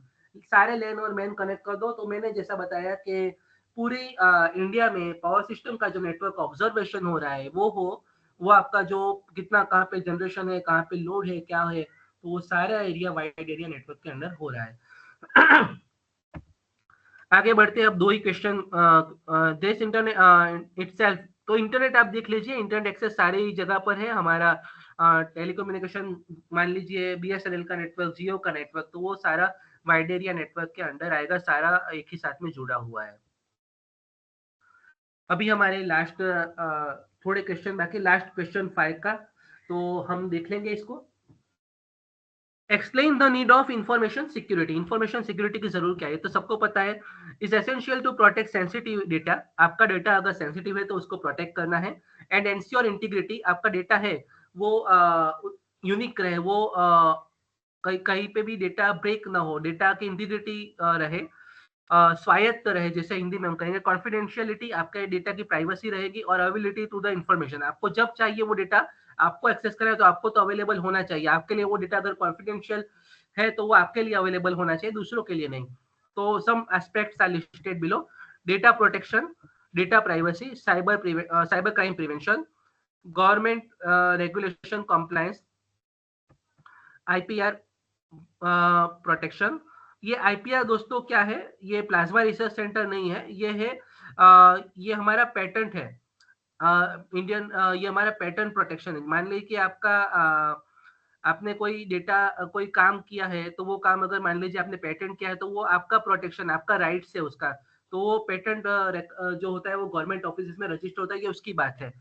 इसको आप अदर न लीजिएगा। ट्रस्ट बिल्डिंग, तो इसका क्या है, नीड ऑफ इंफॉर्मेशन सिक्योरिटी क्या है, डेटा प्रोटेक्शन के लिए हमको जरूरी है, डेटा प्राइवेसी के लिए जरूरी है, साइबर क्राइम रोकने के लिए जरूरी है, गवर्नमेंट रेगुलेशन कंप्लायंस, गवर्नमेंट का रूल है कि आपको ये डेटा सिक्योर रखना है, तो आपको डेटा सिक्योर रखना है। ऐसे भी कई कंपनियां होती है जो डेटा आपके साथ उनका डेटा है, सारा आपका डेटा मान लीजिए हमारी टेलीफोन कंपनी पास है, तो वो गवर्नमेंट का रेगुलेशन है कि उसको डेटा सिक्योर रखना है, वो किसी को सेल नहीं कर पाते। तो वो गवर्नमेंट का रेगुलेशन फॉलो करने के लिए उनको सिक्योरिटी मेंटेन करनी पड़ती है। हमारे पेटेंट राइट जो है वो भी प्रोटेक्ट करने चाहिए, क्योंकि कई बार क्या होता है कि कोई डेटा है, कोई हमने किसी चीज़ को डेवलप किया, तो वो भी प्रोटेक्ट होना चाहिए ट्रस्ट बिल्डिंग के लिए। और जैसे अगर आपकी इन्फॉर्मेशन सिक्योर है, मान लीजिए कोई ऐप है, वो अगर आप इंस्टॉल करते हो और आपका डेटा पब्लिकली हो जाता है, तो आपको उस पे ट्रस्ट नहीं रहेगा। लेकिन अगर आपको पता है कि जीमेल है, जीमेल हमारा डेटा सिक्योर रखता है, तो आप उसको उस पे भरोसा करके काफ़ी सारी फाइल्स उसमें ड्राइव में रखते हो, तो वो ट्रस्ट बिल्डिंग है। तो ये साढ़े 3 मार्क्स के लिए इनफ है। 4 marks advantage and disadvantage of fibre optic cable. Advantage high bandwidth and speed. Fibre optic cable आपको पता है, मुझे ज्यादा एक्सप्लेन करने की जरूरत नहीं, बैंडविड्थ अच्छी है, स्पीड अच्छी है। लॉन्गर ट्रांसमिशन डिस्टेंस, लंबा डिस्टेंस है। रिड्यूस्ड ईएमआई, इलेक्ट्रोमैग्नेटिक इंटरफेरेंस कम हो जाता है। बेटर सिक्योरिटी, लाइट वेट और फ्लेक्सिबल है। और ड्यूरेबिलिटी, लो मेंटेनेंस कॉस्ट है। डिसएडवांटेज देख लेते हैं। इनिशियल कॉस्ट हाई है, जो नॉर्मल हमारा केबल है उससे तो ज्यादा ही है डेफिनेटली। फ्रेजाइल है हमारा, केबल अगर खींचोगे तो टूट जाएगा, प्रेशर आएगा, टूटने के चांसेस रहते हैं। कॉम्प्लेक्स इंस्टॉलेशन रिपेयर्स इसका कॉम्प्लेक्स रहता है। लिमिटेड पावर ट्रांसमिशन कम है, डेफिनेटली सिग्नल ट्रांसमिशन की एक वैल्यू होती है, उससे ज्यादा वैल्यू पे वो सिग्नल ट्रांसमिट नहीं कर पाएगा। कॉम्पेटेबिलिटी इश्यू, उसकी कॉम्पेटेबिलिटी के अनुसार ही आपको डिवाइस यूज करने पड़ेंगे, या फिर डिवाइस के अनुसार उसको लेना पड़ेगा। ससेप्टिबिलिटी ऑफ फिजिकल डैमेज हो सकता है। तो ये आपका 4 मार्क्स के लिए फाइबर ऑप्टिक के एडवांटेज और disadvantage. Types of attack, explain any two web based attack. देखिए, टाइप ऑफ अटैक आपके वेब बेस्ड अटैक है, नेटवर्क बेस्ड अटैक है, सोशल इंजीनियरिंग अटैक है, मालवेयर बेस्ड अटैक है, फिजिकल अटैक। और वेब बेस्ड अटैक में कुछ लिस्ट है, यहाँ पे देखते हैं। देखिए, टू वेब बेस्ड अटैक वही पूछा हुआ है आपको। तो एसक्यूएल इंजेक्शन है, क्रॉस साइट स्क्रिप्टिंग है, CSRF है, डिनाइल ऑफ सर्विस है, मैन इन द मिडल है, रिमोट फाइल इंक्लूजन है। ये सारे चीजें इंटरेस्टिंग है बहुत, लेकिन समय के अभाव की वजह से हम लोग यहाँ पे डिस्कस नहीं कर पाएंगे। हम लोग सिर्फ टू वेब बेस्ड अटैक को ही यहाँ पे समराइज करेंगे। SQL injection, SQL injection occurs when attacker inserts malicious SQL code. वहां पे अगर आपकी फाइल है, वहां पे SQL कोड इंजेक्ट हो जाते हैं into web application input fields, exploiting vulnerabilities to manipulate database. आपको डेटाबेस, आपके डेटाबेस को मैनिपुलेट करने के लिए अगर कोई हैकर है, वहां पे SQL कोड मैलिशियस है, वो इनपुट कर देता है, तो उसको एसक्यूएल इंजेक्शन टाइप का वेब बेस्ड अटैक कहा जाता है। इम्पैक्ट में भी in form of data breach, आपका डेटा ब्रीच हो जाता है, डेटा आपका थेफ्ट हो जाता है, अनऑथोराइज डेटा मैनिपुलेशन हो सकता है, और कंप्लीट कंट्रोल आपका डेटाबेस पे, सर्वर पे भी कंट्रोल आ सकता है। To prevent this one can do following, आप क्या कर सकते हो? Use parameterize queries, parameterize queries कर सकते हो, वैलिडेट इनपुट्स कर सकते हो, इनपुट हर बार वैलिडेट करो तभी आपका इंटरनल आपका डेटा आगे जाएगा। क्योंकि वो डेटा इनपुट कर रहा है ना, आपके इनपुट फील्ड में डेटा फीड कर रहा है, तो आप डेटा हर बार वैलिडेट करोगे तो आपका वो चांसेस कम हो जाएंगे। Apply web based application firewall, firewall आपकी वेब बेस्ड ले लो तो आपको भी आपका प्रोटेक्शन मिल जाएगा। डिनायल ऑफ सर्विस और distributed denial of service. Denial of service का मतलब क्या होता है? Attacks overwhelm a web browser network or service with excessive request causing it to become unavailable to legitimate user। देखिए, डिनायल ऑफ सर्विस या distributed denial of service क्या होता है? आप कई बार एक्सेस करने की काफी टाइम रिक्वेस्ट करते हो, तो लेकिन वो आपको आगे प्रोसेस नहीं करने देता, उसको डिनायल ऑफ सर्विस कहेंगे। तो वेब सर्वर है, वो अगर इसी प्रकार कोई होता है, तो वो अटैक को डिनायल ऑफ सर्विस कहा जाता है। In such attack multiple system often compromise machine participate in the attack. मान लीजिए आपके एक नेटवर्क है, वहां पे एक सिस्टम है, एक कंप्यूटर सिस्टम है, वो एक सर्वर सिस्टम है, वो आपका हैक हो गया, या वो उस कॉम्प्रोमाइज हो गया, तो वहाँ वो पार्टिसिपेट करेगा, और आप जब भी लॉगिन करने जाओगे तो आपको खुद को ही करेगा भाई कि आप इसको एक्सेस नहीं कर पाओगे। तो वो चीज होती है, अब उसका आपको उसको आइडेंटिफाई करके उसको बाईपास करना रहेगा, तभी आप उसको यूज कर पाओगे। इम्पैक्ट में भी in form of disruption of service, loss of revenue, damage of to reputation. Denial service से क्या होता है? मान लीजिए आपके यूजर है, आपके कोई सर्विस है और आपके यूजर है, लेकिन ऐसा ऐसा एक अटैक आ गया जो आपका एक सिस्टम को उसने हैक कर लिया, और तो आपका यूजर जितने भी लॉगिन करेंगे उनको बोलेगा भाई आपका काम अभी नहीं हो सकता, आपका काम अभी नहीं हो सकता, लिमिटेड यूजर, लिमिटेड एक्सेस। तो वो आपका रेपुटेशन डैमेज करेगा, तो आपके क्लाइंट कम हो जाएंगे। तो ये बचाने के लिए लोड बैलेंसर यूज करना होता है। और इम्प्लीमेंट रेट लिमिटिंग होता है, उसके बारे में हम डिस्कस नहीं करेंगे, रेट लिमिटिंग। और डेप्लॉय डीडीएस प्रोटेक्शन सर्विस, आपका distributed denial of service protection service आती है, उसको आपको यूज करना रहता है। आगे बढ़ते हैं दोस्तों। Explain confidentiality, integrity and availability. Confidentiality, this principle ensure, देखिए 3 मार्क्स के लिए आपको सिर्फ तीनों की डेफिनेशन देनी है। This principle ensure sensitive information is accessible only authorize user and system. आपका मोबाइल है, आप उसमें पिन रखते हो, वो पिन आप कितनों से शेयर करते हो, किसी से नहीं, तो वो कॉन्फिडेंशियल है। आपका बैंक का एटीएम है, तो एटीएम का पिन आप कितनों से शेयर कर सकते हो, वो कॉन्फिडेंशियल है। तो वो ऑथोराइज, वो आपको, आप अगर एटीएम में जाओगे तो वो देखेगा नहीं आप हो या अदर पर्सन है, लेकिन उसको आपको आपका पिन पता है। आपका पिन, आप एटीएम का पिन सारे फ्रेंड्स को दे दो तो, और कार्ड दे दो तो क्या होगा।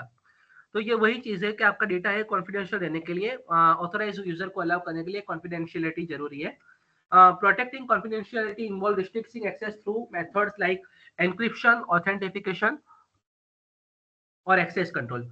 इससे क्या होता है, कॉन्फिडेंशियलिटी से आपका एक्सेस ऑथोराइज हो जाता है और लिमिटेड एक्सेस हो जाता है, क्योंकि आप ही कर पाओगे यूज, अदर बंदा नहीं कर पाएगा। वो आपका अनऑथोराइज यूज को रोकता है। कि आपका मान लीजिए कई बार क्या होता है कि हमारा एटीएम का डिटेल आगे का चला जाता है, लेकिन पिन नहीं होता, तो हमारे पास काफी सारे कॉल आते हैं, आपका पिन दीजिए, आप बैंक से बोल रहा हूँ, तो वो आपका ऑथोराइजेशन वो लेके फिर वो काम कर देगा। तो आपको डेटा कॉन्फिडेंशियल रखना है, तो इसकी वजह से अनऑथोराइज पार्टी आपका डेटा एक्सेस नहीं कर पाएगी।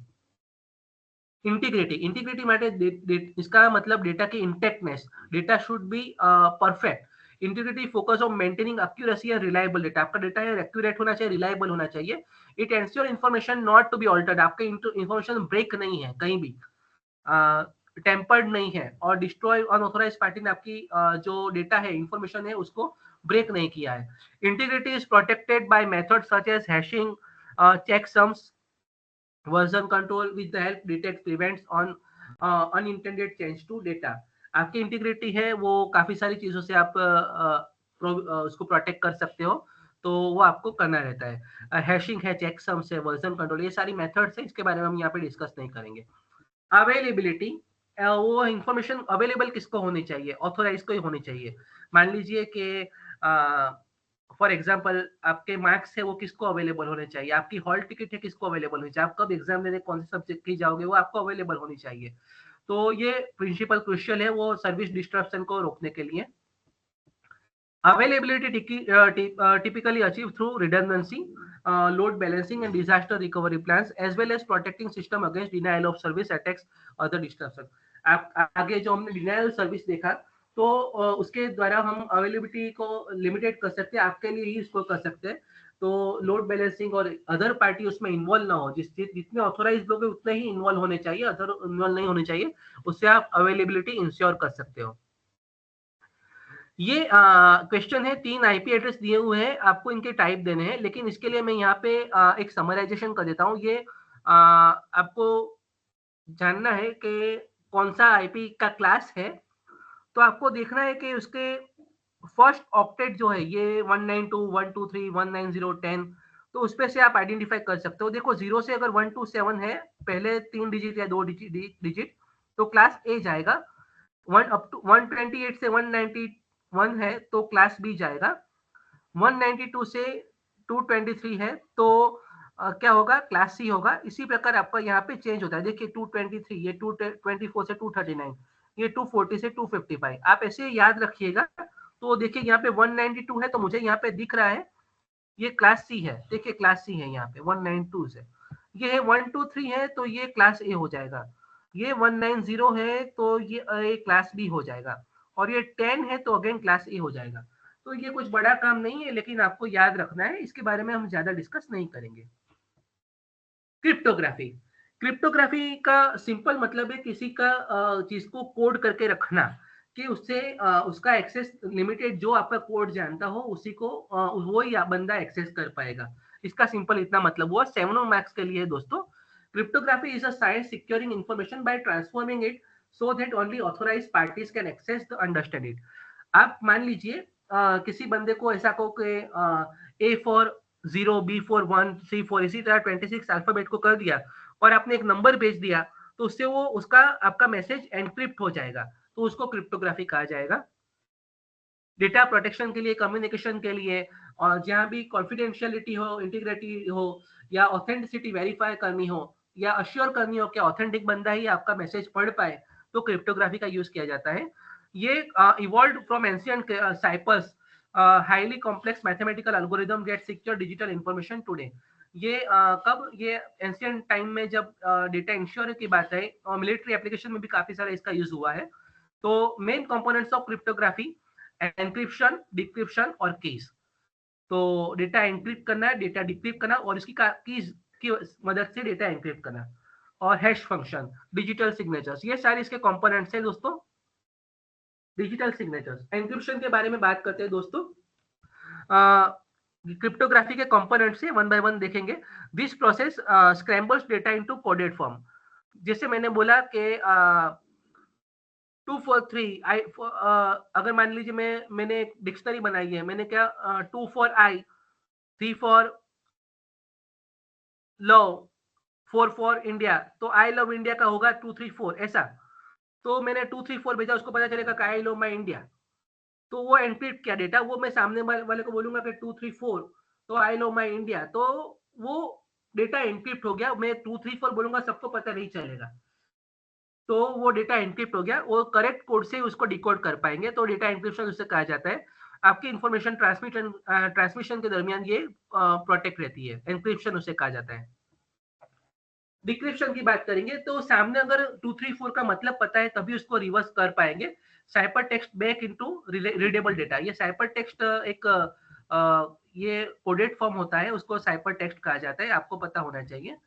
तो ये साइपर टेक्स्ट को वापस रीडेबल में कन्वर्ट करने के लिए डिक्रिप्शन किया जाता है, और ये सीक्रेट कोड होती है जिसकी वजह से आप डेटा एनक्रिप्ट कर पाते हो। एंड डेटा एनक्रिप्ट करने के लिए भी वहां पे की रखा जाता है, तभी हर कोई बंदा अगर उसको मतलब पता होगा तो वो समझ लेगा, लेकिन उसको खोलने के लिए वहां भी की होता है, कोड होता है। वो कुछ भी कोड हो सकता है, नंबर्स हो सकते हैं, या अदर कोड हो सकता है, तो डेटा एनक्रिप्ट करने के लिए कीज यूज होती है। मॉडर्न क्रिप्टोग्राफी देरा सिमेंटिक और एसिमेट्रिक की, सिमेट्रिक कीज भी होती है, एसिमेट्रिक कीज भी होती है, हम इसके अंदर अभी नहीं जाएंगे।